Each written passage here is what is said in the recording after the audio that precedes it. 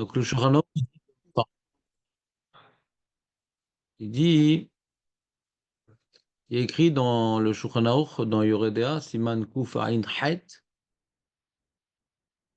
le titre du Siman, Shelo Lilvosh, qui est mal bouché Goïm. Faut pas s'habiller comme les Goïm.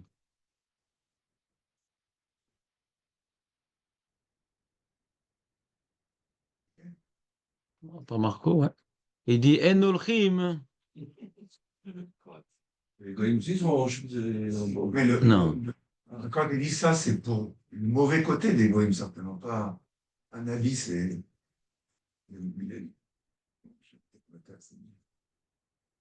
Et donc, c'est vrai que je comprends Léon, ta volonté de te taire. Regarde. En Olchim Bechukot Agoïm. Faut pas aller selon les habitudes des Goïm. Il rajoute le Rama, Velo Medamim Laem. Faut pas leur ressembler. Voilà, très bien. Vas-y, retourne. Eli, retourne. Retourne l'engin. Voilà. Et confisque celui de Aurel. Dans la poche. Ouais, l'affaire est dans le sac. Vélo il bâche. Vélo il bâche. Ne t'habille pas. Malbouche amiouchad lahem. Faut pas que tu mettes un vêtement spécifique à eux. Qu'est-ce qu'il y a comme vêtement spécifique à eux aujourd'hui, des goïms? Le problème, c'est que on est tellement mis comme eux, mais on ne sait pas. Dans un col Mao? Le commandant aussi, hein. Avec une petite bande blanche. Qu'est-ce qu'on pourrait voir aujourd'hui comme vêtements spécifiques à eux? Les djellabas, alors les juifs aussi s'habillent en djellaba. J'ai là-bas des photos d'ailleurs sur ça. Qu'est-ce qu'on a? Une soutane alors? Oui, les renards en France, Wiz? à à partir de Napoléon, Napoléon? il y avait la petite crête comme ça, et ici, le chapeau. Mhm. Même le chamache, il avait. Ah oui, ils ont toujours ça. Ouais. Ça ressemble Ouais. vraiment au grille, quoi. C'est comme ça qu'il y avait C'était des comme gommes. ça, c'était tout. Même le tartuffe, c'était dans une sorte de petite. Je sais pas, vous avez vu à la Victoire, ou, etc. Ils faisaient le tartuffe là-bas. Comme les goïms qui faisaient leur sermon. Peut-être c'est les bonhommes qui ont copié sur nous, je pense. Ça. Non, non, non. Dans les synagogues françaises sont comme les Arabes. Dans chaque contrée où il y avait des juifs, ils prenaient des coutumes des gens. S'il y avait D'ailleurs, il y avait une synagogue, je me rappelle, j'allais, avant de partir en Israël, j'allais appris à Vincennes. Et là-bas, il y avait deux synagogues. La synagogue Sfarad, qui était relativement récente, et la synagogue Ashkénaze, qui était de 1903.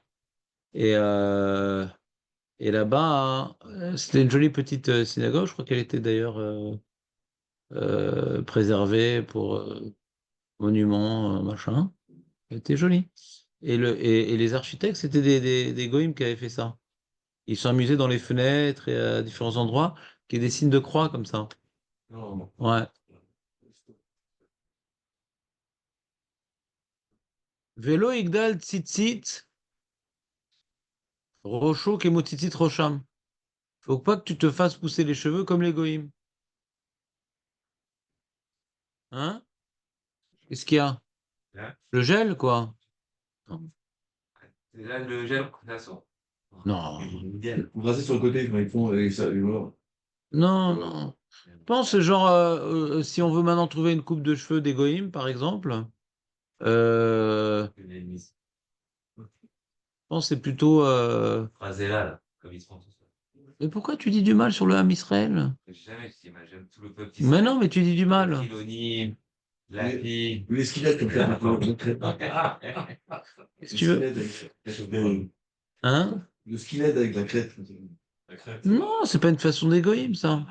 C'est une façon c'est pour se rendre intéressant. Mais non, je pense, si déjà on veut trouver un truc, tu vois, les curés qui ont leur coupe au bol, là. Là, par exemple, c'est une coupe spécifique goy, quoi. Mais après, ce que les jeunes, ils se coupent les cheveux à droite, à gauche, bon, je sais pas, c'est compliqué. Voilà, il dit justement, Velo galère me'atzdadim, bania asar be'emsa. Parle de la manière de se couper comme les moines. Velo galère asar mikeneged panav, miozen leozen, ve'anyan apera, velo ivne mekomot, kibinyan ayechlut, il ne fait pas un endroit qui ressemble aux églises, comme eux ils font. Et il rajoute le Rama, hein, et là, yé mouvdal même, soit différent d'eux.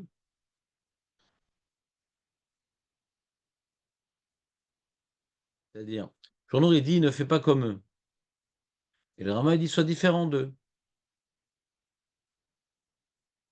Parce que si tu dis, mais comme eux, bah, ils s'habillent de toute manière, comment je vais faire? Tu veux appliquer le Shouchan t'embêter? Bah, de toute façon, alors quoi, ils s'habillent de toute façon, ils ont tout pris, il ne reste plus rien, on va être tout nus.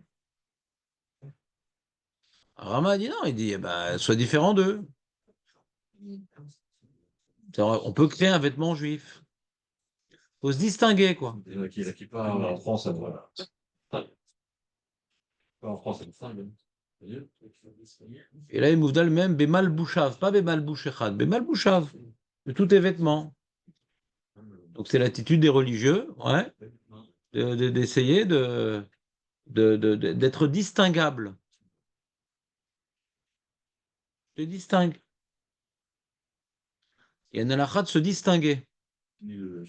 Et souvent, ils s'habillent de manière distinguée. Et là, il y a mouvdal même Bemal Bouchav ou Béchar Ma'asav. Donc celui qui s'amuse à critiquer les chassidim, c'est un amaret. Ils font comme on doit faire. Comme c'est écrit dans la Lara, il faut se distinguer. Vous, non, c'est masqué. Moins que le chassid. Je ressemble à Bibi. Bibi, il est en veste, cravate. Bon, il a souvent une cravate rouge, je ne sais pas pourquoi. Ouais. Peut-être c'est pour attirer la taureau vers lui. Hein, qu'est-ce que tu dis? Oui. Ah, mais c'est vrai. C'est un juif. Mais quel rapport? Alors, Biden, tu vois. Je sais pas, ce que tu veux. Bibi, Biden, c'est pareil. Mais donc, les chassidim, comme je te dis, ils n'ont aucun vêtement. Tous leurs vêtements se distinguent. Les chaussettes, la chemise. La chemise blanche, les boutons sont à l'envers, par exemple. Non, vous ne comprenez pas comment ça marche les boutons à l'envers? Ben voilà. Donc j'ai du côté droit les boutons et du côté gauche les trous. Eux, c'est à l'envers. Du côté droit, les trous et du côté gauche, les boutons. Ah, c'est les femmes comme ça? Les gilets. D'accord. Donc ils ressemblent aux femmes, les chassidim.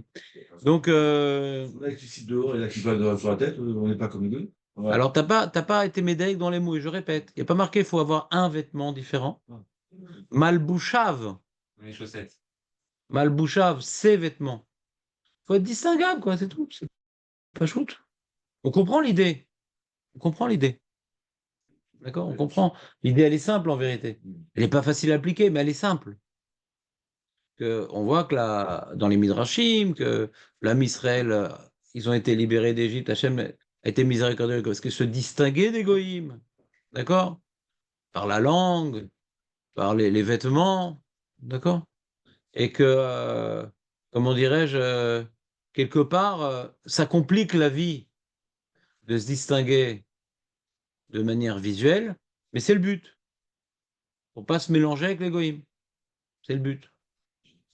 C'est le but. La vie est plus compliquée quand on respecte la halakha, parce qu'on ne veut pas se mélanger à eux. D'accord? Et souvent, les réactions antisémites, elles sont parce que les goïms, ils ont peur d'être envahis. Mais quand les juifs, ils sont distingués, ils ont moins peur. Parce que l'ennemi est repérable. L'intrus, ouais, est, comment dirais-je, localisable. Et donc, et là, il mouvdal même balmoucha beshama ça. Mais kolze no asur et là bedavar chez Nagu Bogoim les shum pritsut. Ah voilà, il dit. Alors là, il y a une coula dans le Rama très intéressant. Donc, on n'est plus dans le cadre des chassidim. Donc, c'est plus ici la svara des chassidim de quoi qu'il advienne, on ne veut pas leur ressembler. Ouais. Et non, il dit kolze eno asur de s'habiller comme un goy. C'est quand la raison pour laquelle je m'habille comme un goy. Bekol ze eno asur ela bedavar shenagubo agoim les shum pritsut. Quand par exemple les goïms, ils ont décidé de s'habiller de manière, il y a quelque chose de négatif dans cette habitude, comme par exemple pritsut, c'est négatif. Kigon, comme par exemple, shenagul ilvosh malbushim adumim, chez malbush sarim, vechadome lazé, mais malbushé a pritsut. Il ne parle pas de goyot, le Rama, curieusement, il parle de goïm. C'est-à-dire que nous, on a vu Rashi, par exemple, qui disait que le vêtement de la dame, il était rouge, c'est Beget Rachouv. Il n'a pas parlé de Pritsut, Rashi. Et là, le Rama parle de Pritsut et de vêtements rouges, mais sans parler de femmes. Pritsut, c'est quelque part, tu veux te faire remarquer. C'est comme j'avais vu une photo, je ne sais plus quoi. J'avais vu une photo de Elon Musk qui était complètement ridicule.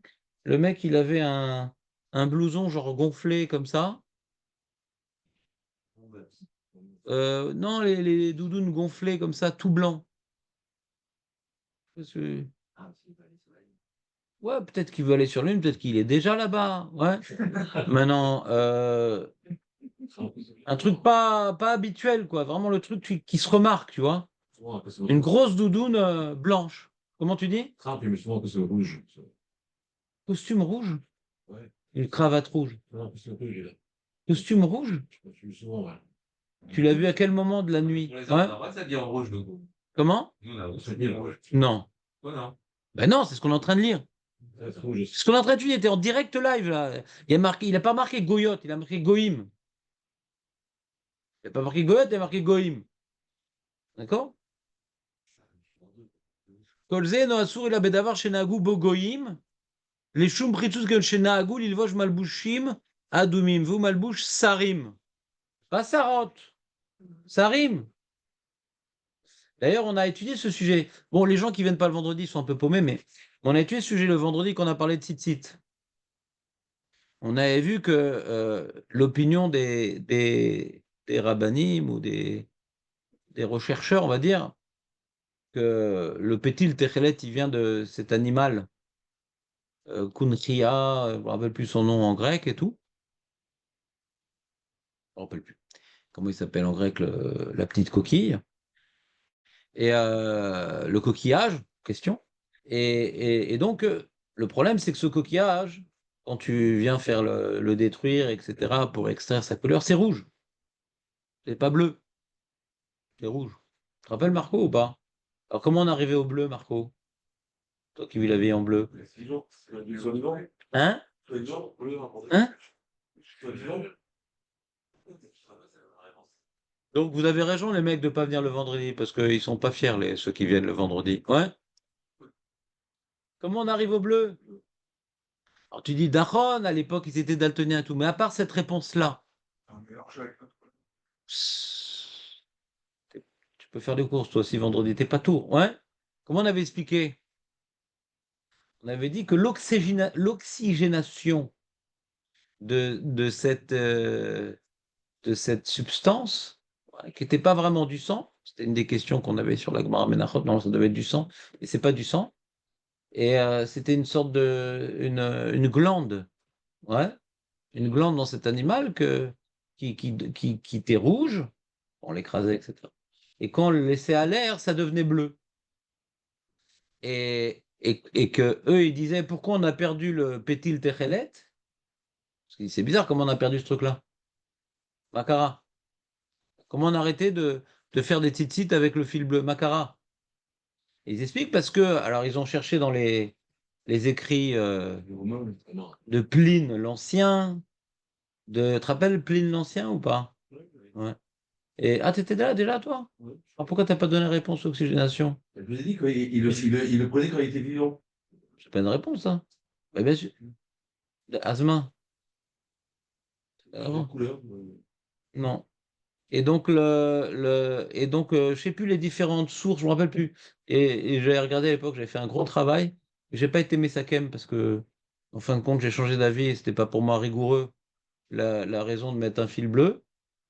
Donc j'ai laissé tomber l'affaire. Quand j'ai commencé justement à vouloir être Messakem, je suis à la conclusion, je me suis fait avoir, c'est pas. C'est pas des preuves assez solides pour entrer dans cette histoire. Et donc, il y a différentes sources latines et tout, machin, il y avait des problèmes dans la traduction de ces textes-là, qu'il y avait des taouts de se faire. Bon, toute une recherche, on va dire, un peu difficile. Un peu difficile. Et il disait donc, les Romains, ils avaient fait une xéra. Donc, c'est pas chez nous que c'est écrit, c'est chez eux. Que non, non, le vêtement pourpre. Ah oui, parce que voilà, c'est ça. Cette coquillage s'appelait pourphyra, il s'appelait. Avec ça, ils faisaient leurs vêtements pourpres. Et celui qui connaît un petit peu l'Antiquité savait que la cape impériale pourpre, elle était réservée au général victorieux qui devait défiler au champ de Mars. Contrairement à ce que les gens peuvent penser aujourd'hui, le champ de Mars, il n'y avait aucune délicatesse chocolatée là-bas. Mars est un dieu romain, le dieu de la guerre. Ouais. Et là-bas, donc quand il y avait une victoire militaire, au champ de Mars, eh bien, le général victorieux pouvait arborer le vêtement de pourpre, d'accord? Et César, je ne sais plus si c'est César ou Antoine, qui avait décrété. Bon, César, il a pris le pouvoir, il a fait de la République une dictature. Et après, ça a été poursuivi par Antoine, si je ne m'abuse. Et donc, ils ont institué que non. Eux, ils s'habillaient tout le temps, ou César Antoine, je ne me rappelle plus bien, tout le temps de ce vêtement honorifique. Donc, c'est réservé à une date bien précise, après la victoire, le général, etc. Et comme c'était un vêtement réservé, ouais, donc les autres, fallait vraiment avoir une marque royale importante pour oser s'habiller de ce vêtement rouge. Et donc, qu'est-ce qu'il a fait? Les Romains, qui avaient donc conquis le Liban, qui avaient conquis Israël, etc., qui sont les lieux dans lesquels, Jonathan, les lieux dans lesquels où on faisait la pêche à ces coquillages. Donc, ils avaient fait un monopole royal de cette production et interdisaient aux autres d'en produire pour se réserver les vêtements pourpres. D'accord?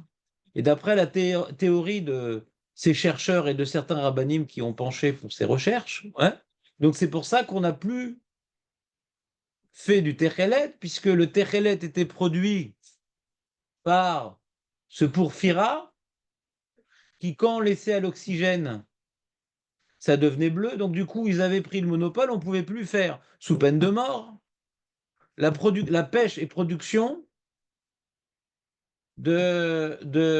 comment dirais-je, de ce colorant. Et ce qui venait étayer leur théorie, c'est que dans les textes romains, on voyait que cette production, elle était au nord d'Israël et au sud du Liban, dans la région de Tyr, d'accord? Et on voit dans la Torah que dans la tribu qui s'était enrichie, ouais, grâce à la vente de Techelet, c'est en nord d'Israël, donc ça a l'air de correspondre géographiquement au monopole de la production de ce coquillage. D'accord? Donc c'est un peu, je vous dis globalement, les preuves. Les preuves. Le seul problème, c'est que dans ces textes romains, n'est pas évoqué la possibilité de faire d'autres couleurs que le rouge, ouais, et, et qu'on n'a pas de texte dans le judaïsme qui disent que le techelet faisait une autre couleur que le bleu. Et que pour arriver au bleu, il faut faire toute une technique. C'est manière que dans nos textes, que ce soit de la Gemara, des Rishonim, des Braïtot, on ne nous explique pas la feinte. En vêtement, c'est rouge, mais ça devient bleu. Et dans les textes romains, qui avaient un autre usage que le rouge. Donc c'est un peu compliqué de dire que c'est le même animal qui était utilisé pour ces deux productions qui donnaient deux résultats différents. C'est ça qui manquait un peu de rigueur. Mais la seule preuve embêtante pour ceux qui ne veulent pas mettre le fil bleu, c'est que le Tosfot Rid rapporte un Yerushalmi qu'on n'a plus. Bon, ça, c'est pas gênant, on a l'habitude que les Rishonim rapportent un Yerushalmi qu'on n'a plus. Eh bien, le Tosfot Rid, qui est un Rishon, dit que le Techelet, ouais, il l'appelle Porphyra. Donc, c'est le terme latin de ce coquillage. Vous comprenez ou pas? Donc, ça, c'est la preuve embêtante pour les opposants au fil bleu. D'accord? Porphyra, il appelle ça. Et les autres, ils répondent oui, parce que porphyra, c'est quelque chose. C'est devenu par extension la couleur un peu chachouva. Chachouva. Le pourpre. Et donc le pourpre, nous aussi en français, c'est le rouge. Et on sait d'ailleurs que les papes ou les trucs comme ça, qui sont un peu les héritiers du prestige romain, eux aussi ont donné une place très importante aux vêtements de pourpre. Vous comprenez ou pas? Je ne sais pas si vous connaissez un petit peu Ouais, les papes, les machins, les cardinaux, etc. Ouais. Donc c'est quelque chose de particulièrement élitiste et qui dénote d'une place privilégiée et réservée. D'accord? Et donc si on vient expliquer que c'était le vêtement des généraux, des trucs, etc., il est possible que par la suite, même la noblesse ait commencé à chercher à s'habiller de cette couleur-là, quand le décret a été levé. Donc c'est devenu un vêtement prestigieux, déjà prestigieux, parce que la production de cette couleur-là était très très chère et très difficile à obtenir. Comprenez ou pas? Pourquoi le diamant il est cher? Parce que c'est rare. Pourquoi l'or est cher? Parce que c'est rare. Eh bien, la couleur pourpre était rare. Et pourquoi c'est tombé en désuétude la recherche de cette couleur-là? Ils expliquent les historiens. Goy, c'est qu'ils ont commencé à faire, comment dirais-je, du pourpre avec certains végétaux. Et donc, c'était beaucoup plus facile à réaliser. Donc, c'est comme quand maintenant, tu as un t-shirt Christian Dior fait à Taïwan. Bon, c'est pas très cher. Et même le vrai t-shirt Christian Dior, il faut rajouter quelque chose de spécial pour qu'il soit cher, parce qu'en vérité, tu as exactement le truc à Taïwan. Donc, c'est pareil. Ils avaient trouvé, les peuples, de réaliser une couleur pourpre à partir de végétaux qui est très facile à réaliser, parce que là, il faut pêcher ce coquillage, il faut réaliser, c'est très difficile à réaliser cette couleur pourpre, arriver à que ça soit bien, comment dirais-je, fixé dans le vêtement, parce que la particularité de cette glande-là, non seulement elle était pourpre, mais en plus, c'est-à-dire la couleur ne s'altérait pas. Tout le problème des coloristes textile de l'époque, c'est de trouver une couleur qui, à force de le laver, ne bouge pas. Prenez ou pas?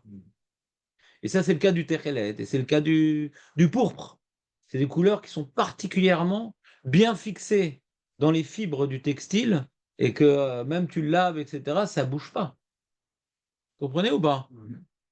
Et donc, comment dirais-je, le privilège de s'habiller en pourpre au fil des siècles a disparu.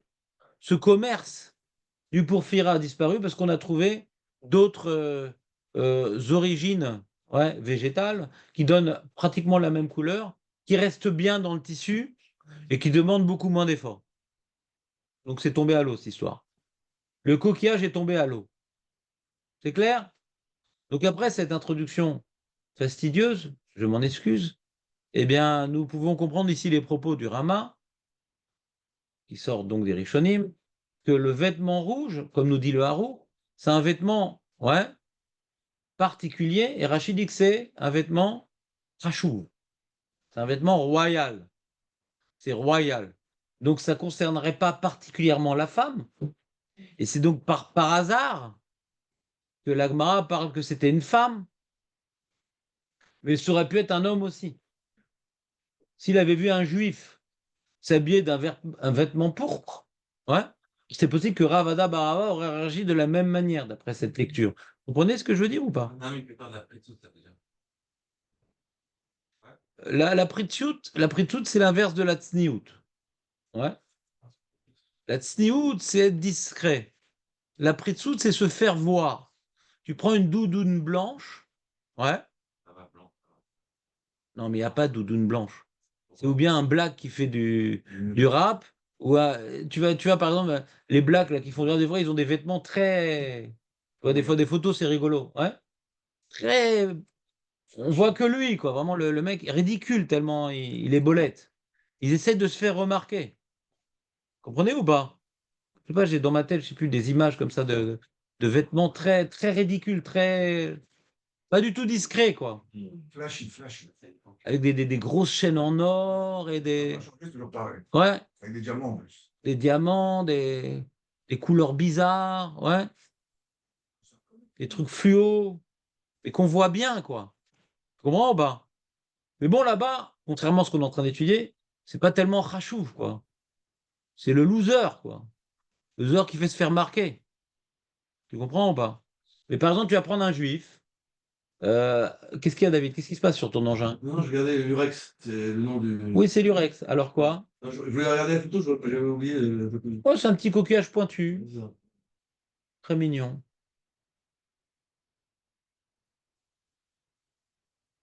Faudrait-il que que je te confixe la chose? Non, non, c'est. Non, ça l'aide justement, c'est des travaux pratiques.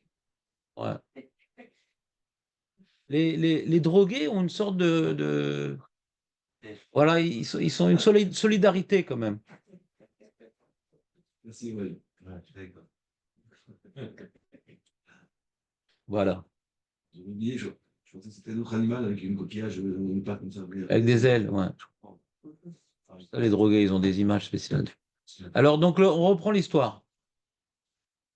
Donc, alors, je sais pas, de s'habiller comme un rappeur et tout. Mais là, c'était réservé à un truc spécial, d'égoïme, important. Par exemple, tu vois, à l'époque de la Renaissance, puisque David m'a déconcentré, tu prends une perruque pour homme. Ouais. Une perruque pour homme, par exemple, ça pourrait être. Pas parce que ne ressemble pas à une femme. Je sais pas si. Je pense que c'était plus les hommes, je sais pas. Loder. Il est possible qu'il y ait une époque, il y avait les hommes qui avaient une perruque et les femmes, je sais pas. Ni Loder. Il y a je me rappelle, dans l'encyclopédie de mon père, il y avait marqué à chaque époque les tenues vestimentaires de chaque région. Donc, vous pouvez voir les hommes, les femmes, c'était intéressant. Aujourd'hui, je ne sais pas si je peux voir, parce que des fois, à certaines époques, les femmes, elles n'étaient pas bien habillées, bien que c'était des dessins. Mais à l'époque où les hommes mettaient des perruques, je ne sais pas si les femmes aussi mettaient des perruques. Donc, un juif qui viendrait maintenant mettre un vêtement, de sais, à l'époque, ils avaient des vêtements dans la cour française, des sortes de redingotes, avec des chaussettes de chassidim, des petits mocassins. Nous, grâce au film, on a. Ouais, s'ils sont rigoureux, les films. Grâce au film, c'est lors de ce. Monseigneur, je sais plus c'est quoi là. Folie des vendeurs. La folie des grandeurs. Mm. Donc, tu as toutes sortes de compositions vestimentaires réalisées par certains cinéastes plus ou moins rigoureux. Donc, on a une idée un petit peu. Donc, tu as la perruque, tu as la redingote, tu as les chaussettes, avec les petits, ces tenues, ça ressemble un peu au pantalon des chassidim et de leurs chaussettes, ouais. C'est tenu par des sortes de bouclettes précieuses, ouais. Donc, un juif qui viendrait s'habiller comme ça, par exemple, ouais. Alors, il transgresse sur ce qu'on est en train d'étudier. Ça, c'est spécifiquement la mode des gens importants chez les goïms. Et c'est pas du tout ça nous, hein. Comment on fait aujourd'hui quand on a une large étendue? C'est ça, c'est ce qu'on est en train de réfléchir. On est en train de réfléchir à ça, Léon. Mais avant d'y réfléchir, je vais voir les termes de l'alacha. Malbouchi, Madonim, vu Malbouch, Sarim, Vechadome, les et Malbouchi, Pritsout. Vous avez parlé du rap, hein. Des jambes. Attends, mais on est en train d'analyser, Léon. Mais c'est-à-dire, c'est des- Non, non, mais on est en train d'analyser. Au Bédavar, chez Nahagou, on ne peut pas trancher un sujet avant d'avoir vu tous les différents éléments que les poskim m'ont rapportés. Non, mais Au chez Nahagou, au Bédavar, chez Nahagou, les minag ou les chok, ven tam Bédavar. Il y a un deuxième type d'Avera, c'est que tu t'habilles comme un goy, il n'y a aucune raison de s'habiller comme ça. La question était posée, est-ce qu'un médecin juif pourrait mettre une blouse blanche? C'est l'habitude des goïms. C'est l'habitude des goïms. Attends, mais laisse-moi parler. Si David Sadoun aurait été là, il aurait été jaloux. Lui, on ne laisse pas poser des questions au milieu.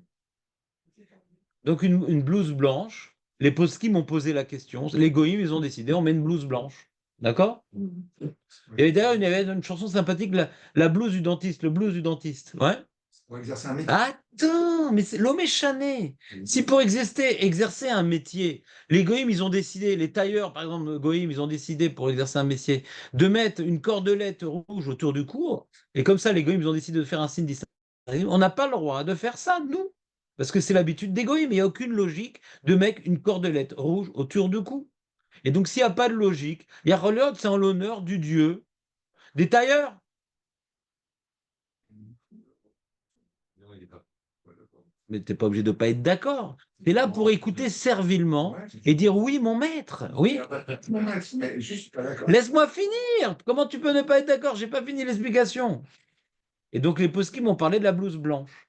D'accord? Et comment ils ont permis la blouse blanche? Puisque Maurice Cohen en avait une, le docteur Maurice Cohen en avait une. Ouais. C'est que non, pourquoi ils mettaient une blouse blanche? Il y a une raison. C'est comme un médecin doit être propre, parce qu'il y a des problèmes de septicémie, d'infection, etc. Donc il faut que tout soit propre. Donc quand il a une blouse blanche, on voit s'il est propre ou pas.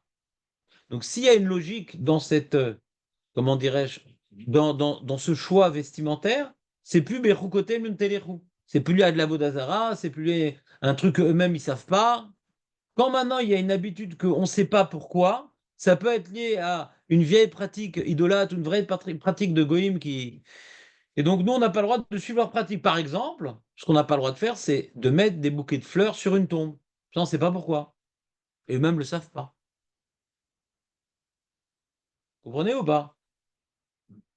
Ça, c'est connu. On met pas un enterrement, on n'amène pas des fleurs. Quand tu es invité chez la belle-mère, oui, mais il n'y a pas de rapport.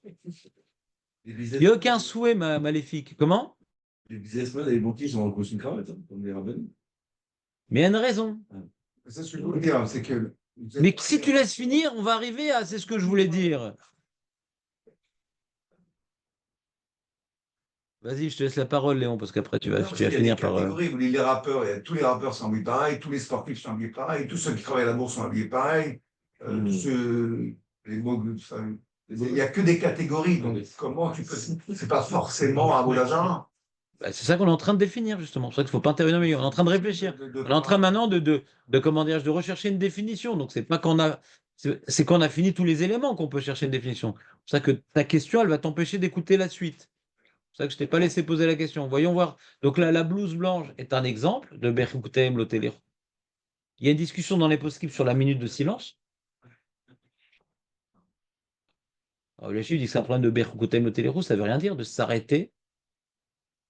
Le silence, ouais, ne peut pas faire honneur.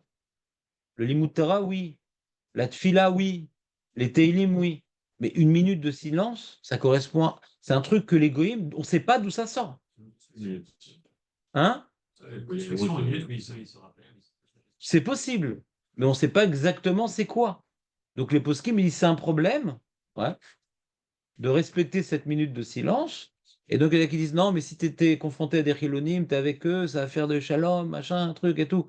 Fais-le, mais sinon, ne le fais pas parce qu'il y a un safek ici d'Oraïta. On peut faire comme les goïms, seulement si on ne sait pas la raison de leur tenue vestimentaire, parce qu'on a peur que ce soit une sorte d'Avodazara. Ça s'appelle Berchukotem le Téléchou. Et quand je fais Berchukotem le Téléchou, c'est pas Yarek Veliavor, c'est pas de la Vodazara, c'est un Issour en soi. Mais c'est ce qu'on appelle un séif de la Vodazara. Les goïms, ils sont toujours liés à la Vodazara. Donc ça peut être relié à la Vodazara, mais c'est pas Chayav Karet, c'est pas Rav Mita Berchukotem le Téléchou. C'est pas un Issour d'Avodazara. Non, c'est pas un Issour. C'est comme par exemple les tatouages et se raser les peotes, c'est pas un Issour d'Avodazara, c'est un Issour en soi. Mais le Rambam dit ça peut être que des pratiques qui à l'origine étaient d'Avodazara, mais c'est pas de l'Avodazara. C'est pas dans le même registre. C'est relié dans les mêmes parachutes, mais c'est pas le même Issour. Hein. C'est pas de l'Avodazara. Pas de l'Avodazara. Par exemple, moi j'avais lu dans les bouquins antiques que les Romains, eux, quand ils faisaient des enterrements, la journée, je sais pas, peut-être dans les films ils le font des fois, parce que des fois dans les films ils essayent de faire des reproductions qui sont historiquement rigoureuses des fois. Ouais. Et donc des fois, je sais pas si, moi je me rappelle plus tellement, mais peut-être dans les films où on voit des enterrements de personnes importantes romaines, il y a des torches qui accompagnent l'enterrement. Peut-être les nazis faisaient ça aussi, je sais pas. Des torches qui accompagnent l'enterrement. Ouais. Parce que les Romains avaient l'habitude d'enterrer que la nuit. Après, c'était compliqué. Ils ont dit on fait ça le jour. Bah, ils ont continué avec la torche. Tout ça, j'ai lu dans un bouquin d'histoire. Ouais? Vous comprenez ce que je veux dire ou pas? Maintenant, d'enterrer que la nuit, ça peut être lié à une pratique d'Avodazara. C'est l'honneur. Mais il n'y a pas de logique d'enterrer que la nuit. Vous comprenez ou pas? Pourquoi ils enterraient que la nuit? Donc, si on vient tous, nous, avec des torches pour enterrer un rabbin, etc., alors ça pourrait être un problème. Quand maintenant on enterre quelqu'un qu'on met des fleurs, c'est peut-être pour donner des forces au dieu de la nature, un Ilodéa. Tu comprends ou pas? Aime le Yodim. Pourquoi on met des fleurs? Aime le Yodim. Donc c'est Baria. Et dans le vêtement, c'est pareil. Si maintenant il met Jonathan, il met un certain type de vêtement. Alors, on n'a plus tellement de. Alors, faut voir peut-être chez les hindous. Non, non, quand tu as les bras croisés, c'est mauvais signe, Jonathan. Ouais. Aurel, lui, chacun, il a sa position de bras dangereuse. Voilà. Toi, tu peux faire comme ça et Aurel, il peut faire comme ça. Ouais. Échanger, échanger. T'as mal dormi cette nuit? Alors, fais comme moi, enseigne la Torah. Ne sois jamais spectateur. Moi, si j'avais été spectateur, aujourd'hui, j'en aimais plus que toi. Hein? Deviens rabbin, tous tes problèmes sont réglés. Bon, les amis, de quoi on parlait? Oui, les hindous. Comment ils s'habillent, les hindous? Avec des saris. Sari. Sari Maranan. Ouais. Plein de couleurs. C'est quoi, c'est un truc long comme ça? Hein. Il y a un pantalon, il y a par-dessus une redingote, et Voilà. c'est un sari. Ah. Les sikhs. C'est des moines malades. Turban. Comment ça s'appelle les Sikhs? C'est des moines malades. Hein? Comment ça s'appelle ce qu'ils ont en tête les Sikhs? Ils ont Le sitouk. Ouais. Turban sur la tête. oui, il y a un nom pour ça, pour ça. Je me rappelle pas. Ils ont un point rouge aussi ici. Ah, le point rouge. Qu'est-ce que tu cherches, Aurel, dans ton engin? Non, en rouge. Le point rouge. Oh, Je voulais voir si. non, on peut. Il y a un petit penthouse qui était rentré dans le. Excuse-moi, il n'a pas ce souvenir, en fait, je pourrais être un- C'est pas moi. Hein. Non, c'est pas moi qui parle là. Non, c'est pas moi. D'après ce que dit le judaïsme, oui. Tu pourrais être un jogging, faire du sport. Tu pourrais te mettre en jogging? Toi. Oui, bien sûr, bien sûr. Ah, je suis d'accord. Oui, pourquoi pas? C'est comme la blouse. Non, parce qu'avant, Là, ça, avant, quand je tu voulais fais ça, c'est faire du pratique. sport. C'est pratique, hein. Tu voulais pas trop te mettre en jeu. Enfin, ça me rappelle. Ah, je me mets pas en jogging. Pourquoi Tu vas. Hein? C'est comme la blouse, mais c'est comme la blouse du médecin. Quoi? Pourquoi tu mets pas Parce que c'est pas mes roubads. Ouais. Ouais, ça. Oui, c'est pratique. Quoi? Moi, quand je suis dans une salle de sport, ça me gêne pas d'être en jogging. Mais je sors pas dans la rue comme ça. Ou en short, Razvé Shalom. Le sport ne me permet pas d'être Mezazel Beatzmi. Je trouve pas ça me prête, c'est comme un pyjama. Ouais? Qu'est-ce que vous deviez faire du sport dehors, vous ne le mettrez pas Ah non, jamais. que dans une salle, à des conditions. Ouais, ouais. Bah, quand j'allais faire du tennis, c'était en chemise et pantalon. Alors j'avais une chemise plus large, un pantalon plus large, mais je vais pas me mettre en short. Dehors. Alors peut-être si c'est sur un terrain de tennis, bon, c'est peut-être un lieu réservé au sport, alors je sais pas. C'est comme aller à la piscine, ouais, un éloder. Mais dans la rue, faire en short, non. La rue, c'est pas fait pour faire du sport. Si c'est dans un truc de sport où on court, etc., alors, regarde, c'est comme la piscine, un éloder, ouais. Mais dans un lieu où les gens ne sont pas en short et tout, je trouve, je suis pas à l'aise, quoi. Il y a une loi comme ça. Le mec, il va à la plage. À la plage, il peut être en maillot de bain, il peut pas rentrer chez lui en maillot de bain. Il y a une loi comme ça. Les gens la respectent pas dans les stations balnéaires. Mais je me rappelle quand j'étais jeune, ils nous interdisaient ça. Ils nous Quand j'étais jeune, je me rappelle quand j'étais gosse, on me faisait une remarque quand je revenais torse nu de la plage à l'hôtel en Israël. C'est une loi. C'est pas Kavod. Elle existe cette loi, mais tu vois, moi je viens quand je reviens, etc. Je vois les petits vieux qui nous montrent leur flatulence rebondir. Ouais. Pas leur flatulence, leur masse adipeuse. Ouais. C'est sympa. Ça donne des idées de sculpture. Ouais. Cubiste. En tout cas, par exemple, tu vois, à la plage, la loi israélienne permettait d'être en slip élastique, ouais, mais pas en dehors de la plage, par exemple. Donc cette idée-là, elle n'est pas forcément du judaïsme. On ne peut pas adopter une tenue, ouais, gênante et on vient maintenant exhiber des choses. C'est pas agréable de voir des gens tout gras, tout transpirants, etc. Alors, va comprendre. Comment un Chiloni peut avoir une idée pareille? Tu vois qu'à l'époque, même un Chiloni, non, c'est pas décent, monsieur. Et à l'époque aussi, on n'allait pas en mariage habillé n'importe comment, même chez les Goyim, même chez les Chilonim. Aujourd'hui, il n'y a plus tout ça. Vous comprenez? Les mecs, ils vont en short au mariage. Quand tu mets une cravate, tu sais l'origine de la cravate, ou dire, est-ce qu'il n'y avait pas à l'origine? Ouais, non, j'incarne pas l'opinion, comment dirais-je. Non, non, on sait pourquoi on met une cravate. Ah non, on sait très bien. À l'époque, il n'y avait pas de bouton. Pour tenir ouais, le col, il y avait donc un truc qui fermait. D'accord? Après, donc il y avait ce qu'on appelle un nœud papillon pour fermer le haut. D'accord? C'était plus ou moins fermé. Pour se fermer jusqu'en haut, il y a un nœud papillon. Après, la cravate, elle est venue pour cacher les boutons. Parce que c'est pas joli, les boutons. pour cacher la fermeture. Non, ça on sait pourquoi. C'est esthétique. C'est un outil esthétique. D'accord? Mais c'est sûr que chez les chassidim, c'est assourd une cravate. Même les chazonishtiques, ils mettent pas de cravate. Ils disent non, c'est spécifiquement goy. Ils mettent pas de cravate, les chazonishtiques. Hein? Peu importe la raison. Oui, parce qu'on a vu ici que il y a et comme le goy, il y a bechukotem telechu, donc ça est sur Torah, et il y a la barrière, mais distingue-toi.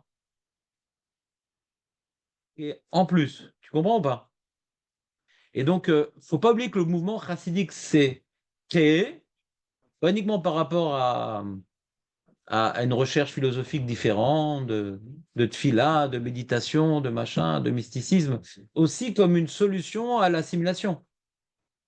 C'est-à-dire, il y a eu un grand problème dans l'histoire de Ham Israël, mais bon, chez les Goïms aussi. Il y a eu un mouvement de réforme qui a touché même les Goïms, hein, même les chrétiens. Luther, machin, truc, Calvin, truc, et l'anglicanisme. Et donc, et chez les Juifs aussi, il y a eu ce mouvement d'assimilation. Et il y a eu plusieurs mouvances religieuses de rabbinim pour trouver une solution à que les Juifs arrêtent de quitter le giron pour devenir chrétiens ou plus ou moins athées. Les chassidim ont participé au travail. À l'origine, c'était le Khatam Sofer qui n'était pas particulièrement chassid, mais un peu, mais pas particulièrement. Et les chassidim, par exemple, tous les descendants de toutes les régions de Khatam Sofer sont devenus chassids. Et Khatam Sofer, lui, c'était des opposants à l'assimilation, et lui, il a créé plein de règles de se distinguer. Par exemple, lui, c'était un grand intellectuel côté de la philosophie, l'histoire, les mathématiques. Il interdisait l'étude des sciences pour se distinguer des goïms, par exemple, pour ne pas s'assimiler aux goïms. Tu n'as pas de source sur ça. Tu as le Rambam, il le faisait. Mais il a compris que par rapport à l'époque, tu t'intéresses aux sciences, tu vas à l'université, c'est fini, mon ami. Un juif qui va à l'université, c'est fini. À l'époque, bon, à mon époque, plus ou moins aussi, je me rappelle, à mon époque. Les mecs étaient en école juive, machin, truc. Ils sont venus après à la fac, à Tolbia, qui avait un cours Shabbat. Ils dit, bon, c'est important. Et ils ont commencé à être Mechalel Shabbat. C'était une grande épreuve pour les juifs aussi, l'université, je me rappelle. Ouais.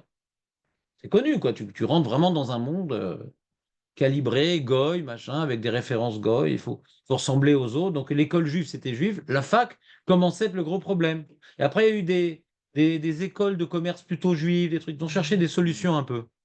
Parce que c'était le début de la fin. Comme pour le petit juif que chez lui à la maison, il va à l'armée. Aussi, c'est une épreuve, l'armée. Parce que tu étais mélangé à un monde chiloni. Donc il y a beaucoup de gens qui, de l'école juive à l'armée, c'était le moment de leur assimilation. Ouais, pas tous, mais c'est un moment connu dans l'histoire d'un juif qui était entouré de gens comme lui. Là, à l'armée, c'est fini, quoi. T'es plus protégé par des gens qui sont comme toi. Revenons à notre sujet. Donc, il y a deux sujets, tu as compris. Il y a Bechukotem de l'Otelechu, qui est un problème de Raïta. Donc, sur ça, on est marmire. Que tu sois chassid, juif moderne ou pas. Ouais, les fleurs, les machins. Tu comprends? Ça, c'est. Il n'y a pas de discussion. Et après, il y a un enjeu. Viens, on se distingue, ça va nous protéger de l'assimilation. Donc, les chassidim, ils incarnent cet effort-là. Et c'est les héritiers des textes et des takanotes que le Khatam Sofer a mis en place. Et dans tous les efforts contre l'assimilation, le Khatam Sofer, c'est lui qui a le mieux réussi, hein, les massés. C'est lui qui a le mieux réussi. Il y a eu différentes recherches pour lutter contre l'assimilation. C'est la recherche bête et méchante. On va diaboliser les goyim, mais tout ce qui est goy, c'est sourd à sourd. C'est ce qui les a mieux protégés. Hein. Et voilà, saute. D'accord? Donc les Haredim, ça ressemble un peu à ça, mais les Chassidim, beaucoup plus. Parce que les Chassidim, tout ce qui est goy, c'est assourd. D'accord? Bon, des Chassidim modernes, je parle des Chassidim de base, ouais. Et donc, du coup pas uniquement le vêtement, mais aussi, c'est pour ça qu'ils parlent en yiddish. Pour pas se mêler à la société israélienne chiloni. C'est aussi la raison. D'accord. Donc, on n'est plus dans Berkoutan Telechu. Hein. C'est un autre problème. Qui est, on va dire, une grosse barrière, ouais, très, très élargie du problème. D'accord. Donc, c'est pas une sourde de Raïta. C'est chaque rave, il va réfléchir au problème de la génération, comment faire pour protéger sa communauté. D'accord? Donc si t'es pas raciste, t'es pas obligé de faire ça. Mais comme il disait le Chazon Ish, il a créé un nouveau vêtement. Par exemple, le Chazon Ish, intéressant. Le Chazon Ish, il a créé un nouveau vêtement. Il y a donc des groupes qui s'appellent Chazon Ishnik. Ouais. Ils ont une veste longue. Ils n'ont pas de cravate. D'accord? Ils ont la barbe. Ils ne touchent pas la barbe. Ils ne touchent pas la barbe, les moustaches. Et des péotes aussi. Des grosses péotes. Pas comme les chassidim, mais des grosses péotes qui commencent ici. Des grosses péotes. D'accord? Mais qui coupent. Et un chapeau rond. D'accord? Alors, c'est Chazonish a dit, quand tu es habillé en costard cravate comme moi, d'accord? À l'époque, à Tel Aviv, ils étaient habillés comme ça, les Chilonim, ouais. Suffit d'enlever ta kippa pour aller à Tel Aviv et tu t'intègres très bien. Genre, t'as vu la kippa, d'accord? Le jeans polo, pareil, ouais. Le jeune qui veut faire des bêtises. Après, le jeune qui veut faire des bêtises qui est Haredi aujourd'hui, bon, bah, il doit avoir un petit sac à dos pour se changer, ouais. C'est plus, faut déjà qu'il ait un plus grand Yetzerara pour passer à l'acte. C'est pas un coup de tête. C'est plus prémédité, il décide de faire des choses qu'il sait que, voilà, il passe à l'acte, quoi. Vous comprenez ou pas? Vous comprenez? Mais quand tu as une grosse beubare et des péotes, c'est très compliqué de passer à l'acte. Donc ça te protège des fois. Des fois, le regard des autres, on a vu dans la Gemara, protège de la faute. Le regard des autres protège de la faute. C'est pas shoot. Ouais, ça protège. Donc le Chazonish, il a adopté cette truc et ils sont tous habillés comme ça. Ils sont tous habillés comme ça. Pas de cravate, ils sont faciles à repérer. D'accord? Donc pas de cravate parce que c'est goy. Veste courte parce que les goyim, ils ont des vestes courtes. À leur époque, même aujourd'hui. Ouais. Et des grosses péotes parce que vraiment, ça se remarque. On touche pas à la barbe, donc c'est pas une petite barbe que même les chilonim aujourd'hui, ils pourraient avoir, hein, les mecs un peu négligés. Non, une grosse barbe. Une grosse barbe. On touche pas à la barbe. Vraiment pas. Les chassidis, par exemple, pour des raisons mystiques, ils touchent pas à la barbe. Mais si tu vois, Ravesman, tu vois, on voit pas qu'il a une grosse barbe. Comment ça se fait? Il enroule. Il l'enroule en dessous. Et moi, après, alors que Krasonich, non, faut pas l'enrouler. Capitaine Caverne. Faut vraiment être distinguable. Comprenez ou pas? C'est-à-dire que l'idée du Krasonich, c'est ce qu'on est en train de voir ici. Aujourd'hui, la barre, c'est une mode. Non, non. Ça comme, non. Non, non, ça comme, c'est plus la mode comme ça. Non, non. La barbe, pas du tout. La barbe négligée, c'est pas une mode. Avec une moustache morse, non, c'est pas. Et on touche pas à la moustache, hein. Ils ont la moustache morse. Quoi? Tu connais des comme ça de moustache morse? C'est très sympa pour manger de la soupe aux fèves. Il dit ça dedans. Hein? Ça a Nikio dedans. Quoi? Il fait Nikio dedans. Tu peux critiquer, tu as le droit. Non, Moi, je prendrais pas le risque, mais ce que tu veux. Il y a un enjeu peut-être plus important. D'accord? Et donc, moi, je suis ni l'un ni l'autre. Ouais. Je suis ni Chassid, ni Chazonich, etc. C'est-à-dire, je comprends l'enjeu, je respecte l'enjeu. Ouais, pas de problème. Mais je vais pas faire une comédie, et rentrer dans un groupe auquel, bon, c'est pas des sectes, hein. Non, mais bon, le but, c'est pas de s'assimiler, quoi. C'est ça. C'est tout ça. Donc, D'accord. si j'ai pas la barbe. Mais c'est sûr que je sais que, disons que c'est toujours à double tranchant. D'un côté, ça protège, mais le gosse qui trouve pas sa place dans la religion, et bon, l'adolescence permet particulièrement de ne pas trouver sa place dans la religion, parce que vous savez que la religion juive est très exigeante. Et l'adolescent, il a envie de faire ce qu'il veut. Donc pour lui, c'est une source de souffrance, la religion. D'accord? C'est pas shoot. La religion t'impose dans toutes les situations quelque chose à faire. Tu n'as pas une situation où tu es libre. Et l'adolescent, eh ben, il a envie de s'éclater. Donc la religion, pour lui, c'est un cauchemar. D'accord? Alors s'il est bien dans sa peau, et qu'il est bien dans sa Torah et ses mitzvot et machin, il n'a pas de problème, et sa crise d'adolescence, alors elle est légère, alors qu'est-ce qu'il va faire? Il va acheter un chapeau différent. Hein, vous comprenez ou pas? Il va le mettre un peu penché comme ça. Ça va lui suffire pour s'affirmer. Mais si c'est un gosse que non, il kiffe pas les mitzvot, il a un Yetzer Hara, et donc un Yetzer Hara, il s'arrange pas avec les mitzvot, hein. Les amis, ça s'arrange pas. Il y a ça des filles, il y a ça de la bouffe, il y a ça de. C'est un endroit, il n'y a pas à bouffer, des trucs cachers, dit bon, c'est bon. Tu comprends ou pas? C'est-à-dire, il y a plein de Yetzer Hara quand tu es adolescent. Et qu'il est donc dans une communauté chazoniche ou chassid, il y aura un gros problème. Ou bien ça va devenir un comédien et il va se détester ou détester les efforts qu'il va faire, ou bien il va devoir passer à la couper les pélotes et se sentir très très rachat. Vous comprenez ou pas? Passer à l'acte. Non, mais toi, je sais que tu es sectaire. J'ai parlé des deux positions. Il y a du bon et il y a du mal. Toi, tu vois, toi, tu as réagi dans le mal. Je sais ce que tu dis, je sais. Quand tu es dans un milieu fermé, ça protège, ou bien. Et moi, j'explique le ou bien. Mais ça protège aussi. C'est dur de sortir de ça, je pense. Non, pas du tout. Il y en a plein qui arrivent. Mais quand ils n'arrivent pas à revenir. Par exemple, tu vois, les adolescents qui quittent le giron, il y en a dans toutes les communautés religieuses. Maintenant, dans les communautés religieuses comme les Sfaradim qui sont habillés beaucoup plus light, ouais, ils reviennent plus facilement. Mais quand le mec maintenant il est racide et qu'il doit couper les péotes et mettre le jeans, etc., et que donc il a passé, il est passé à l'acte, il n'a pas eu peur de, comment dirais-je, de briser toutes les consensus. C'est beaucoup plus. Quand tu vois un ancien religieux qui est devenu gaucho et anti et machin, etc., c'est malheureusement souvent des chassidim. Parce qu'ils ont dû faire, ils ont dû briser beaucoup plus de barrières qui leur ont fait du mal pour se libérer. Vous comprenez ou pas? Donc c'est à double tranchant. Mais d'autre part, je vois des gens, des baruchim vraiment kadosh, etc., machin et tout, pas internet, un truc. C'est aussi dans le monde chassidique. Vous comprenez ou pas? C'est à double tranchant. C'est un risque à prendre ou pas. C'est à double tranchant. Donc il y a les gens qui critiquent les chassidim, t'as vu, parce qu'ils chassident ce qu'ils sont devenus. Oui, d'accord, mais moi je vois aussi l'autre côté. Donc je critique pas. Si les rabbinim continuent à dire on continue comme ça, c'est pas des abrutis. Donc on peut jamais critiquer aucun groupe religieux parce qu'il y a des rabbinim derrière qui réfléchissent et qui pèsent le pour et le contre. Donc on a tendance toujours à critiquer aux gens qui font pas comme nous et de voir le côté négatif. Mais il y a des rabbinim derrière, donc il faut regarder le pour et le contre. D'accord? C'est tout bête.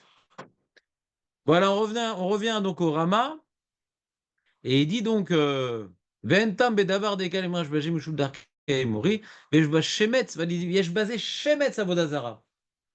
Pas que c'est Ishur avodazara. Quand un goy il fait quelque chose, il y a quelque chose. En général, ce qui les pousse à faire quelque chose d'égoïste, mais que tout le monde fait pareil, ils avaient peur d'un dieu, ils avaient peur d'une superstition. Pourquoi ils le feraient sinon? Quelle raison? Donc yesh bo shemetz avodazara. Mais avotem, ils savent plus c'est quoi là à l'origine. Ah, Des minas comme passe-moi le sel, passe-moi l'échelle, etc. C'est la source, c'est ressemblé au goyim, je veux dire. ça peut, ouais. Oui, une baraque qui parle de ne pas aller sous l'échelle. Ah ouais? Ah oui. Ouais, non, je sais pas. Ouais. Faut pas aller sur l'échelle? Par exemple, nous, par exemple, quand on a rangé les vaisselles de Pessard et de trucs, etc., moi, j'ai acheté une toute nouvelle échelle. C'était pas cher du tout. C'est les aisselles en fer qui se clic-clac. Vous connaissez ces échelles ou pas? Heureusement que mon fils est là pour la ranger. Après, j'arrive plus en bruit. Et donc, avant que mon fils arrive, on a laissé l'échelle dans la cuisine pendant un bon moment. Et je passais tout le temps sous l'échelle. Il m'a fait, ah, on passe pas sous l'échelle. C'est une marin. Pourquoi? Parce qu'il y a une logique. Souvent, quand tu passes sur l'échelle, un mec est sur l'échelle, il peut faire tomber des objets. Donc, c'est un comme Sakana. Il n'y a personne. Pour renverser le sel, par exemple. D'accord, s'il n'y a Il n'y personne. a personne. qu'est-ce- Mais non, c'est faux, c'est goyim. D'accord, non. Le problème, ça serait de ne pas passer sous l'échelle. Je me retiens de passer sous l'échelle quand il n'y a aucun danger, il n'y a personne au-dessus. Alors là, ça pourrait être Berhukotem, l'hôtel Erhou. Pourquoi tu passes pas sous? Et le pain à l'envers. Ça, c'est vrai. Ça, c'est Gvodapat. Ça, c'est Gvodapat. J'avais lu une fois. Non, non, c'est bien que le pain, on passe pas de l'eau au-dessus pour pas le mouiller. Il y a Gvodapat. C'est la parnassa, il y a un kavod pour le pain. Le chat noir, non. Le chat noir. Alors ça, c'est écrit dans la Chot Mikvé, Non. que quand la femme, elle sort du Mikvé, faut pas qu'elle rencontre un animal tamé. Ouais. Alors, elle n'est pas obligée de se retremper pour ça. Ouais. Mais des fois, la femme dit, ah, je suis embêtée, j'ai vu un chat, machin, etc. Qui sont noirs ou qui sont blancs, c'est pas grave. Peu importe, non, chat noir, c'est débile. Ouais. C'est débile, le chat noir. Je connais le bain noir, mais le chat noir, non, je connais pas. Il y a un très très bon cours Ah, sympa. 5 en fait. Est-ce qu'il y a une source? Il n'y a pas de source. Parce que c'est La même chose, est-ce que c'est juste un stade? On voit le lien. On voit le lien sur le groupe, oui. Voilà, on a changé de sujet. Là, on est dans les tonnerres. Moi, je suis maintenant de Berkoukem, le télérou. Ah non, c'est-à-dire, c'est intéressant. C'est vous qui avez commencé à parler de l'échelle, du chat noir. C'est un autre sujet. D'accord? Et la référence, C'est pas par rapport à ne fais pas comme les goïms, c'est ne crois pas que ça porte malheur. Je fais pas ça parce que ça porte malheur. D'accord? Même si c'est pas chez les goïms, c'est un problème. De pas faire quelque chose parce que ça porte malheur, c'est un problème. Au frère du muguet à ma femme le premier mai, c'est. Ah non, non, il a vu. Quoi ça Ah, dans le truc à 1 euro. Le muguet, il y a un euro. Je sais pas compris. Ça serait sourd, ça? Tu dis, ouais, pourquoi? Quel rapport entre le travail et le muguet? Ouais, c'est intéressant. C'est intéressant ce que tu dis. Peut-être c'est le dieu du travail, cette fleur. Néloda, ouais. Pourquoi? Ben, faut voir. Il y a une raison. T'as raison. Hein. Le muguet, ouais, ça a l'air bizarre. Ouais. T'as raison. Non, mais ma femme, elle est dans le muguet. Par exemple, tu vas en Thaïlande. En Thaïlande, il y a une période où ils se jettent de l'eau dans la rue. Ouais, c'est vrai. C'est une pratique d'Avodazara. Bah non. On faisait pas, Si. C'est par rapport, mon frère m'a expliqué, mon frère, il connaît très bien il vit la moitié de l'année en Thaïlande, c'est un truc d'Avodazara. Par rapport au dieu de l'eau, je ne me rappelle plus quoi, etc. Mais aussi, Hein? aussi, on fait avec de l'eau à Soukot. Quel rapport? On fait pas ça, nous. On fait pas ça, nous. On fait pas ça dans la rue à cette date-là. Qu'est-ce que tu racontes? Pas d'expression d'eau. Quoi? D'expression d'eau. Sur qui? Moi, tu sais qu'à chaque Rolamouette, je prends ma douche. Locachour Soukot. Je vis en société, David, enfin. Non plus, Tchabéav, c'est une fois par an. Oui, on dit libation d'eau. Ça reste pas le troisième truc.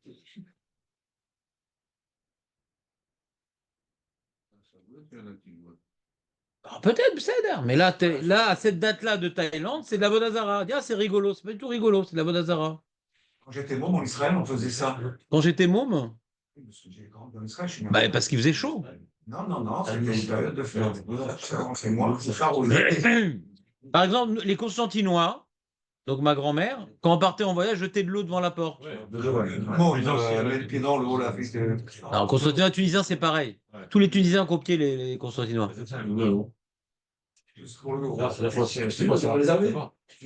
Elle jetait de l'eau, je me rappelle. C'était dans le 16e arrondissement, c'était très spécial l'ambiance. Avec le tapis rouge. Je dis, mais mamie, ouais, pas de question. Et même aussi quand mes parents, ils avaient acheté un appartement, ils avaient mis des pièces d'or sous une dalle. Ah, c'est la poisson.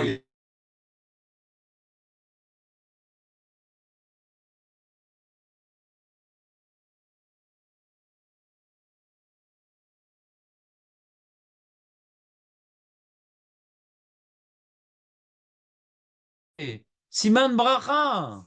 Il aurait pu le cacher. Et il faisait une shrita aussi. Il amenait mon grand-père un poulet. Le poisson. Il amenait un poulet, faire une shrita dans la maison pour inaugurer. Pièce d'or sous une dalle et machin. Il faudrait chaque se demander, il y a une source, il n'y a pas une source. Ça, c'est un autre sujet, c'est l'Oten Achashon, on l'a déjà étudié ici-bas. Mais là, on parle de Berkoukutem, l'Otelechou. C'est pas je fais ça parce que ça porte. Je fais pas ça parce que ça porte malheur ou je fais ça parce que ça porte bonheur. Non, je veux pas. Ça n'a rien à voir. L'Oten Achashon, c'est par rapport à ça. Ah, il m'est arrivé ça, j'ai vu un corbeau, donc je pars pas en voyage. Le pain est tombé de la bouche, rappelle, on a vu la Gemara dans Choulin.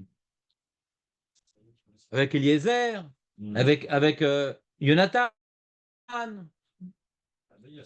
Comment? Moi, je me rappelais de. Ouais, je me rappelais de. Ouais. Ouais. Et lui, il avait le droit, parce qu'il y a quelque chose de logique dans ça. Donc, il y avait une notion de logique aussi là-bas. Chez Nikar, Boshiuro. Ah, voilà, il dit comme ça. Davar, chez Nagou, les toilettes. Mais si maintenant les goyim font ça, il y a une raison. Les goyim font ça, mais il y a une raison. Davar, chez Nagou, les toilettes. Comme chez Darkan, chez Kol, Miché Urofe, Mumche. Yeshlo Malbouch, Miuchat, chez Nikar, Boshiurofe, Uman, Moutar, les Vosho. C'est un vêtement de médecin. Et il y a une raison. Pourquoi le médecin, il s'habille comme ça? Alors c'est, mais c'est les goyim. D'accord, mais il y a une raison. Il y a une raison. Vechen chez aussi Mishum Kavod, Otam Acher Moutar. Si maintenant une cravate, c'est plus Mechoubat, c'est Moutar. Pour donner du Kavod, pour être joli, c'est pour l'esthétique, il y a une raison. D'accord? C'est une raison. Vechen amrou surfim ala melachim, venbo mishum darkei mori. Bon, ça c'est de moi. Il dit, Vemi ou karov le malchut. Quelqu'un maintenant il est karov le malchut, on lui demande de vêtir le vêtement pourpre, par exemple. C'est-à-dire, il voge mal bouché, velid motlem ou tarbakol. Donc c'est un issour, mais contextuel. Toi maintenant, tu es obligé d'être mélangé, de travailler chez les goïms. T'es un. Ouais? T'es avec eux. Tu vas pas commencer à continuer à t'habiller en juif. Il y a une raison de le faire.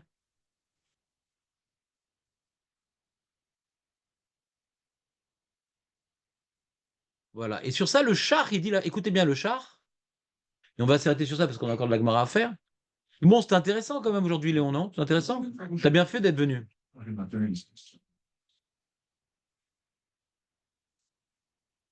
Il dit comme ça, il dit Shen, il dit comme ça, Malbushim Adoumim, il a dit le Rama.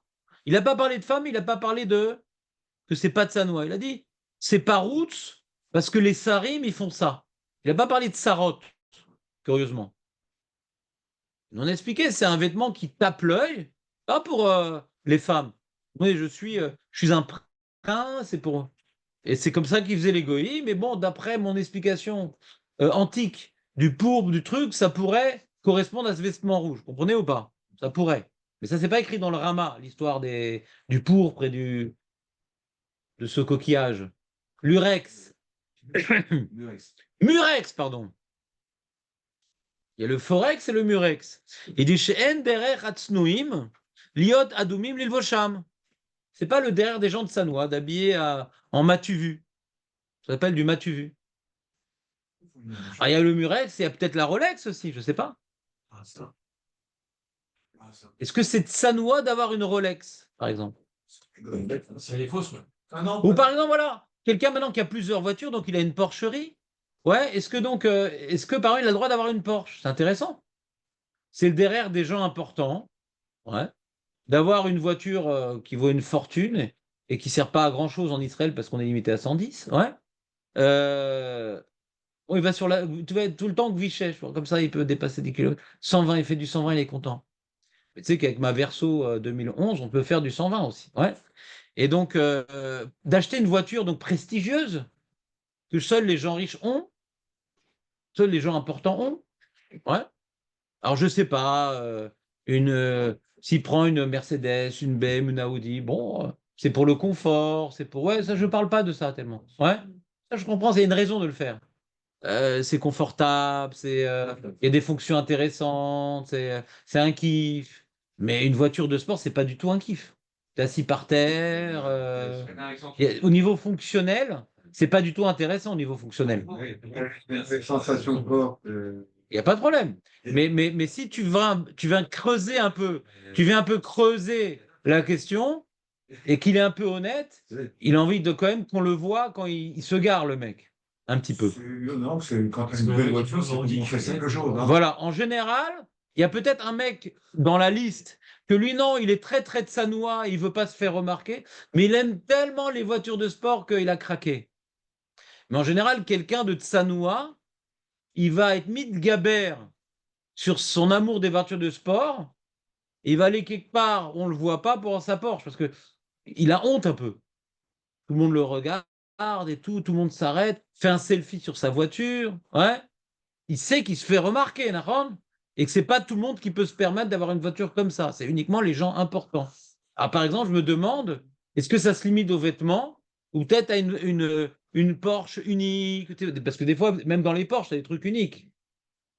Tu as comme dans les vins, des modèles limités, ouais. Il y a des trucs de ouf, où il y a certaines marques, par exemple, qui n'existent pas en Israël, et le mec, il va l'amener en Israël. Mais tu as d'autres voitures de sport, pourquoi tu as amené celle-là? Comment là, tu peux pas dire parce que tu aimes les voitures de sport. Là, c'est fini, le Thérout s'y tombe. Tu as pris une marque qui n'existe pas en Israël, ce modèle-là. Tu es le seul. Mes enfants qui aiment bien ces trucs-là, il y a lui, un tel, il me donne des noms de mecs. Lui, c'est le seul à avoir cette voiture-là. Waouh! Et le mec, il attend qu'on dise waouh sur lui. Vous comprenez ou pas? Attends. Ah, t'as Léon, Razak. Il y a même un chanteur aussi, il avait une voiture à son nom. C'est pas l'homme qui prend la mer. Hein. Ouais. Serré. Ah, incroyable. C'est référent. 0,2. Et Zitrone. Zitrone. Léon. C'est la Citroën. Léon Zitrone. Un juif, un juif. Un juif russe. La Citroën, c'est une voiture juive. Yitro Cohen. Donc, C'est bien ce matin. ouais, très sympa jusqu'à un certain moment. Alors, il dit le char, un des grands possèques dans Yoredea. Il dit c'est pas le derer tsnuim liot adumim livoshem, mais tseva shachor ou derer tsniout ve'achna. Donc, on a le mécor. Pourquoi les religieux s'habillent en noir ou en couleur sombre? Parce que c'est de ça noir. C'est l'inverse de Parout. Tu te fais pas remarquer. C'est un peu triste. Hein. C'est triste. J'ai une réponse une fois d'un gars qui. Ou Kede Amrinan, et rapporte une mara, le char. Excusez-moi, je ne vais pas interrompre le char plus que ce que j'ai déjà fait, donc je vais finir ces propos. Rassurez-vous, vous n'avez que 4 lignes à attendre. Il n'y a que 4 lignes à attendre. Il rapporte, Julien, une mara dans Daf même. Tu la connais cette mara ou pas? Le vêtement noir. C'est un quiz. Ce matin, c'est matinée quiz. Vêtement noir, Kiddushin Daf même me suivent. Miche Itzro Midgaber Alav. Il a un gros yetzer, le mec. Puis elle a les yeux comme ça, palpitants. Alors, il bâche Chorim, qui s'habille en noir. Fais-toi petit. Enlève ta doudoune en blanc fluorescent. Non, je trouvais ça ridicule, purée.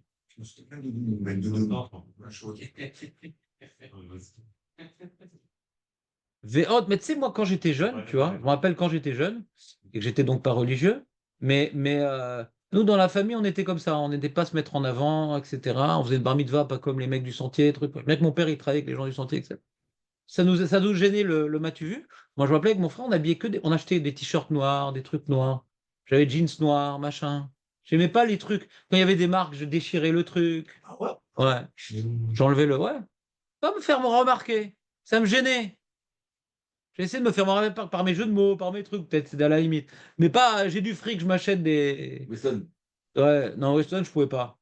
Aden. J'avais trop mal aux pieds. Aden. Les kickers. Non, je me rappelle, j'avais trouvé des Vans où il n'y avait pas marqué Vans dessus. Ou des trucs. À chaque fois, je cherchais les. Ça me gênait de. Je me rappelais que ça me gênait. J'étais pas à l'aise. Je n'étais pas à l'aise d'en mettre plein la vue. J'étais pas à l'aise. Et mon frère, c'était pareil. Et mes parents aussi, c'était pareil. Ils n'avaient pas les trucs de marque et tout. Ils n'aimaient pas les trucs de marque. Ouais. Et c'est ce qui a marqué ici. Faut pas se faire remarquer, quoi. Faut pas se faire remarquer. D'ailleurs, je suis là. Les vrais riches, les vrais milliardaires n'ont pas des choses apparentes sur eux. Ils sont vraiment simples. Une grande maison, ça va, tout ça. Pour le confort, ouais. Pour le confort, mais ils ne sont pas dans le mat vu. Ouais. Ils ont besoin d'un super simple. À part les 1000 hectares. Alors qu'aujourd'hui, on a Non, mais aujourd'hui, les réseaux sociaux, le mec, dès qu'il a gagné un peu d'argent, il n'a plus rien. Parce qu'il faut qu'il monte la nouvelle voiture qu'il a achetée, il faut qu'il. Il n'a plus rien, le mec. Dès qu'il gagne un peu d'argent, il n'a plus rien. Léon Fargeon, ça rime avec le Vuitton. Lance ta marque, Léon. On va l'acheter, on va tous se mettre au Beta Midrash. Léon Fargeon. Concurrence Louis Vuitton. C'est vrai que c'est pas très loin au niveau des consonnes. Et donc, le parfum à 1200 shekels. Il y a le Rav Yigal Cohen, il a dit, lire votre Shabbat, il faut dépenser de l'argent. Il a dit, il faut s'acheter un parfum qu'on mettra que Shabbat de Louis Vuitton. Alors mon fils, il a écouté ça. Non, non. Et il a fait un live, je sais pas quoi, comment il s'appelle, avec leur téléphone, leur truc, machin et tout. Je sais pas, un live avec je sais pas quoi, et un TikTok, je sais pas, je comprends pas leurs applications et tout. Et il dit, voilà, lire votre Shabbat, il faut que j'achète un parfum Louis Vuitton, etc. Et il y a une fille, elle lui a donné, comment il appelait ça? Univers. C'est je sais pas, il donne des points et tout. Elle lui a donné 2000 shekels. Bon, il est beau gosse aussi. Et il dit voilà, Mina Shamaim, le jour même qu'il a dit ça, Ravel, et il le met pour Shabbat. Il a son parfum Louis Vuitton. Mais ils sont bons. Ouais, Bémet, ils sont bons. Ok. Je sais pas. Mais là, mais aussi, Il y en a, il y en a un super cher et un peu moins cher. C'est bois d'argent. Il a préféré le un peu moins cher. il y a plein d'un peu moins cher. Il y en a. Ah ouais? Je sais pas comment il s'appelle. C'est qui aussi? Hein? C'est le bout, là. C'était qui la fille? C'est la femme. Alors c'est très marrant l'histoire parce que la fille c'était une arabe Ah ouais. et je pense que elle voulait l'attirer. Elle lui donnait plein de cadeaux, machin. Viens me rencontrer là-bas, même pas en rêve. Elle dit, oh là là, c'est terrible ce qui s'est passé le 7 octobre. Ouais. C'était un plan du Hamas, je pense. Mais bon, lui, il a gagné le parfum et après, il a été Rossem le truc, tranquille. Ouais. Ça ne gêne pas le Hamas. Il amasse de l'argent grâce à eux. Ouais, c'est très dangereux. Il y a pas David. C'est très dangereux. Il est sur TikTok, David. Hein. Non, elle commençait à lui parler de lui acheter une voiture. J'ai aucun réseau. Non, elle commençait à parler d'acheter une voiture. Viens là-bas, je voudrais te montrer une voiture. Justement, elle était bête, hein. Elle savait pas, elle a jamais joué au poker dans sa vie. Elle savait pas bluffer, la meuf. Mais en tout cas, fin de parenthèse. Donc il a gagné grâce au Hamas un peu d'argent. Mais donc Bekitsour, ouais. Donc le mec, il va. Alors pour pas faire en mettre plein la vue, je sais pas, parce que bon, faut s'y connaître pour savoir que c'est un parfum Louis Vuitton. Ouais. S'y connaître. Les Bémet, ils sont bons. Bémet. Ils sont très très bons. Il n'y a aucun rapport avec les autres parfums. Bémet. Des fois, tu achètes Stanum Mark et tout. Moi, je trouve ça pue. Ouais, un parfum 800 shekels. Sur ça pue. Ouais. J'ai le même sur AliExpress. Et donc, sauf que la différence AliExpress, comme ils sont mauvais, au moins l'odeur dure pas longtemps. Mais là, ton truc, on n'en peut plus. Ouais. Lave-toi, ça fait 3 jours déjà qu'on supporte plus. Ça se mélange avec des odeurs d'oignon maintenant. Donc, Bekitsour. Donc maintenant que la tsniout, c'est pas vouloir se faire remarquer. Donc c'est vrai, celui qui met des marques, celui qui met des trucs, machin, ça semble rentrer un peu dans l'histoire qu'on est en train d'étudier. Sauf que il y a 2 sujets. Il y a les goïms ont l'habitude de se faire remarquer, les juifs ont l'habitude d'être sanois. Donc comme maintenant tu appartiens à une communauté juive qui a l'habitude d'être sanois et pitom tu vas mettre le vêtement rouge, c'est assourd. Comprenez ou pas? Dans ce cadre-là, je peux comprendre que c'est assourd. D'accord? Maintenant, aujourd'hui, qu'il n'y a plus un vêtement spécifique, Goy et que les Juifs sont plus particulièrement habillés de Sanou, à moins que tu appartiens au monde razonishtique, au monde chassid. Est-ce qu'on est ouvert sur Bechukotem, le Téléchou, quand on met un vêtement rouge? C'est compliqué pour moi. Mais malgré tout, on aura le problème de manque de tsniout. Pour un homme ou pour une femme. Vous voyez ici que le char n'a pas parlé de femme. Pour un homme ou pour une femme. La tsniout s'applique aux hommes aussi. De ne pas se mettre en avant pour un homme ou pour une femme. D'accord? On croit que la hot tsniout ne concerne que les femmes. Non. C'est impérec dans Messiah Deshalem d'être sanoua. Sanoua, c'est la anava. Anava, ne te mets pas en avant. Anava, en avant. Tu comprends ou pas? Oh, le juste milieu. C'est toi qui dis?